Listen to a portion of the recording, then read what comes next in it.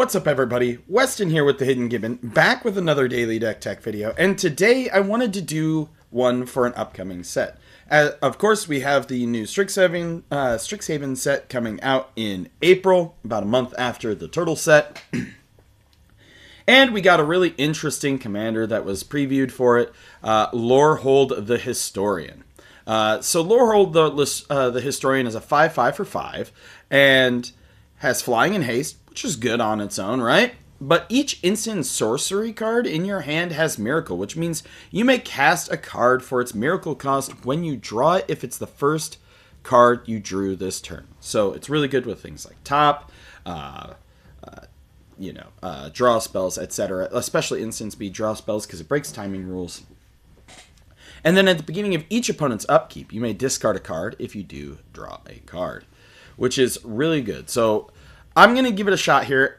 In Legacy, I was a 12 post player. Miracles was my friend Dewey's thing. So I am not the most proficient Miracles player out there, but I'm going to give it the old college try. This one is not so budget. It comes in at well, you know what? You know what I forgot to do when I was doing this deck? Update the cheapest. There we go. Aha! 533. Still not that good. And I'll be honest with you, that's without his cost, because Moxfield doesn't put the primary cost, but I assume he's pre-selling for a lot. But let's get straight into it, shall we? We're going to be trying to do some burn. We don't have a whole lot of creatures. We have Bergie and we have Electro to maintain our red mana. That's literally what they're in here for. It's so that way if you generate some mana during your upkeep, you don't have to worry about it going away and things like that. We have Conspiracy Theorist, which is when he attacks, you may pay 1. If you do, discard a card, you draw a card. Whenever you discard 1 or more non-land cards, you may exile 1 of them from your graveyard. If you do, you may cast it this turn. So,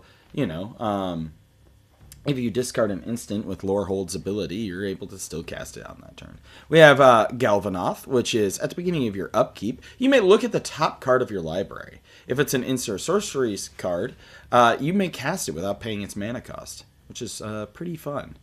We have Grand Demolisher. I know he's kind of a jerk of a card, but you don't want people disrupting you. So during your turn, your opponents can't cast spells or activated abilities of artifacts or creatures or enchantments.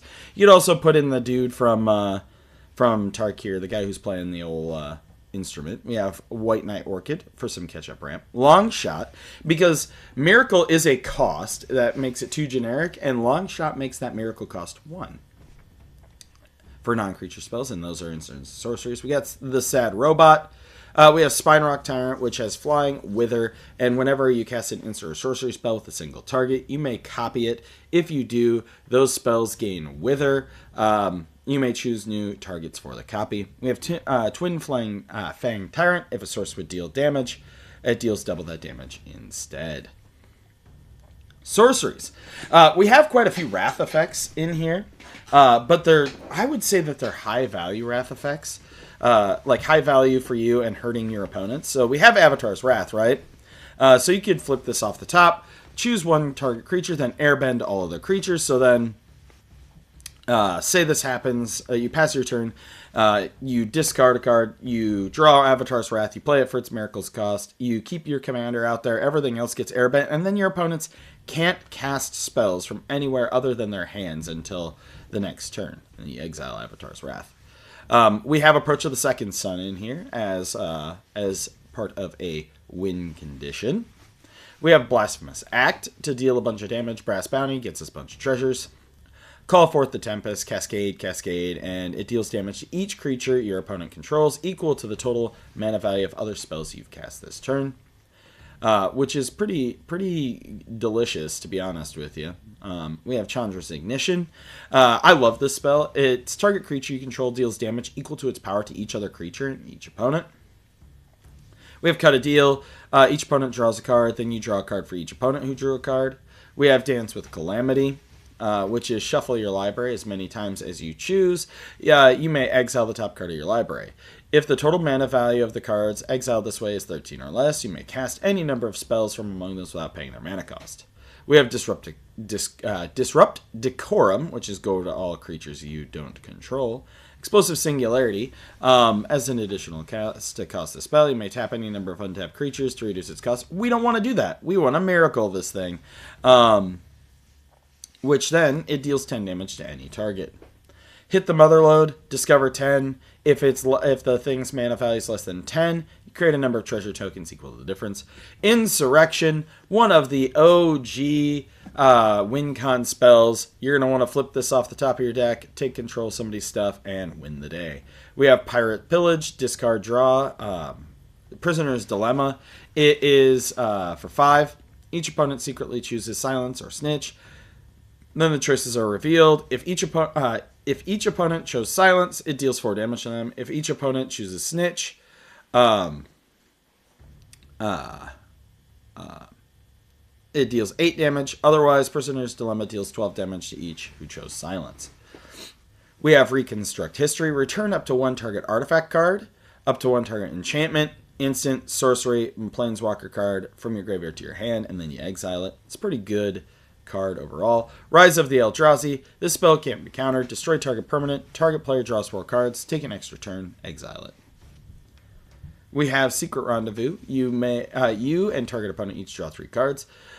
We have Single Combat. Each player chooses a creature or planeswalker they control, then sacrifices the rest. Players can't cast creatures or planeswalker spells until the end of your next turn. We have Slash the Ranks. Destroy all creatures and planeswalkers except for commanders. Starfall Invocation. Taunt from the Ramparts to Goad. And Thrilling Discoveries. You gain 2 life, then you may discard 2 cards. If you do, draw 3. For instance, we have Akroma's Will, a good old game ender and protection spell. We have Beacon of Immortality to double our life total. Bolt Bend to change the target of a spell or ability of a single target. Demand Answers lets you discard, sacrifice an artifact or discard and then draw 2. Flare of Duplication is in here, as well as Reiterate, so we could copy some of the spells that we miracle. We could probably change up this deck to do more of this, because copying is always fun. We have Generous Gift in here. We have Invoke Calamity. You may cast up to 2 instant or sorcery spells with total mana value 6 or less from your graveyard and or hand without paying their mana cost. If those spells would be put into the graveyard, exile them instead, and then you exile Invoke Calamity. Lauren's Escape. Target artifact or creature gains hexproof and indestructible till end of turn. Silence makes it so your opponent can't cast a spell this turn. And then Thrill of Possibility is a discard draw. Artifacts. We are running quite a few in here. We're running 12. We have our Mana Rocks, Arcane Signet, Boros Signet, Talisman, and Soul Ring, as well as Ruby and Pearl Medallion. These do affect miracle costs. That is important to note. Semblance Anvil. When it enters, you may exile a non-land card from your hand. Spells you cast that share a type with it cost you less, so this can make your miracle cost for either your instants or your sorceries 0. Helm of Awakening lowers their cost. Lantern of Insight. Each player plays with the top card of their library revealed, and then you can sacrifice it to target player shuffles their library. Mithril Coat to protect our Lorehold, and then Sensei's Divining Top, which is a amazing card. It does take up a lot of time, so please be conscientious of how much time you take up with it. It did get banned in Legacy due to that fact. We got Swiftfoot Boots. For our enchantments, we have Arcane Bombardment. Whenever you cast your first instant or sorcery each turn, exile an instant or sorcery card at random from your graveyard. Then copy each card exiled with Arcane Bombardment. You may cast any number of the copies without paying their mana cost, which is pretty strong, especially as we're piling up so many different cards. We have Double Vision. Whenever you cast your first instant or sorcery each turn, copy that spell. Fiery Emancipation. If a source you control would deal damage to a permanent or player, deals triple that damage instead. Use it with Chandra's Ignition to just nuke people.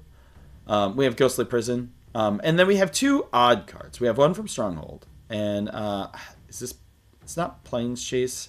I can't ever remember what the symbol is, I'll be honest with you. It might be Plains Chase.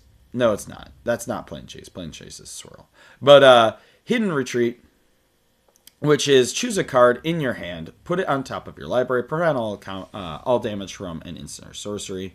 And then Penance, which is choose a card from your hand and put it on top of your library, prevent all damage from a black or red source. These cards are in here because if you get stuck with a 10 drop in your hand, you do not want to have to hard cast that, and you want a way to put it back on top of your library. And then for our lands, it's pretty straightforward. It's a more expensive mana base. We got Sacred Foundry in here. But we do have War Room to help us draw some cards. Urza's Cave is in here to help us get certain lands. Command Beacon. And Boseiju to make it so our Miracle cards can't get countered.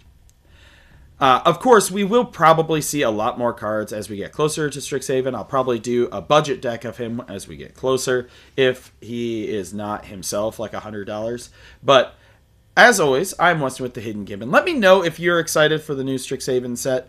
I couldn't really get into it the first time, so we will see, and I hope you all have a wonderful day.